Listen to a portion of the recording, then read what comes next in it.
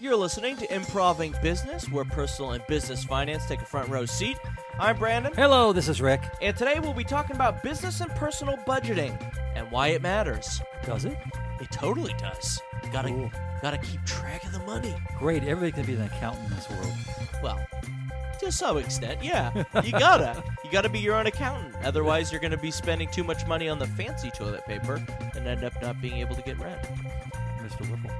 So the reason why budgeting's so important is because a lot of small businesses will burn through their money. Yes. Especially- Too often, I've seen that way too often. Yeah, and that's why it's so stressful for a lot of small business owners, because they're worrying about payroll, and then they're watching suddenly them burn through a whole bunch of money because they had to buy materials that they didn't think about. And often at the end of the month, owners are left wondering, where did all this money go, and why did it go so fast? And why they can't afford to pay their accounting bills. Exactly. And that's one reason is because, as we talked about, everyone being an accountant, business owners, small business owners, are often good at what they technically do. You know, they start a restaurant because they're an excellent chef, or they start a manufacturing company because they know how to manufacture things. But budgeting and working in accounting terms isn't always in their area of expertise. And we talked about that in the E-Myth when we had 3 hats that every business owner has to wear. And that was a previous podcast. And those 3 hats are as a technician, as you said, knowing what they're doing and how well they do it. The other one is the entrepreneur part, where they actually have to go out and find business and think Sell of creative themselves, ways. yeah. Right. And the last one is the managerial role, which is the part we're talking about here, where they have to actually learn how to run their business. Exactly. And then another problem, of course, a lot of people who start small businesses, we've talked about before how you have to sacrifice a lot at the beginning. You know, you're tying your personal finances to it. There's going to be lean years and stuff.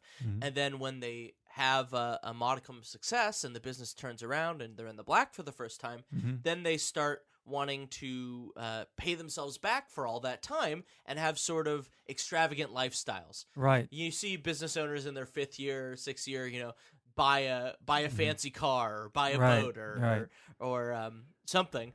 And definitely, often we see small business owners do that too soon.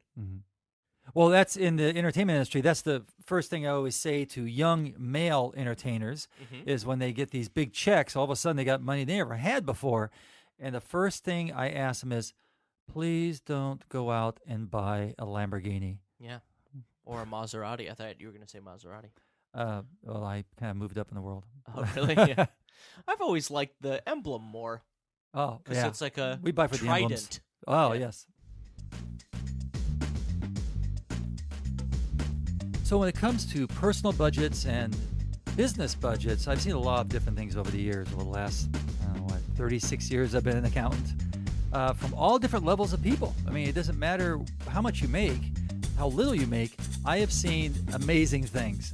For example, starting with the lowest level, I would say, the average person, small business person working, trying to support his family, and, makes a little bit of money, comes in. They're not thinking about budgeting for the company.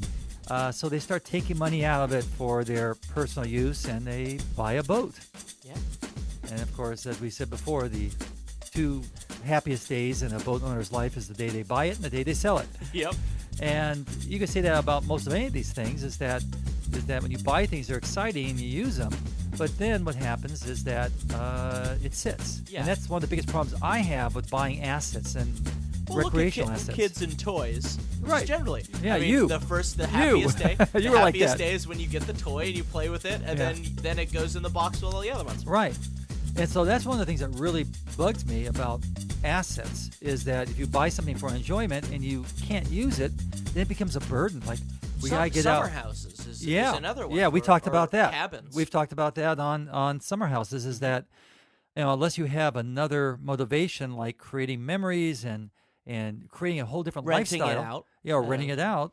Then, over time it can become a grind, especially if you got a job to do or a business to run. Yeah, upkeep. Right. It's definitely a grind. So I've seen that with boats. I've seen it with dune buggies. I've seen it with motorcycles.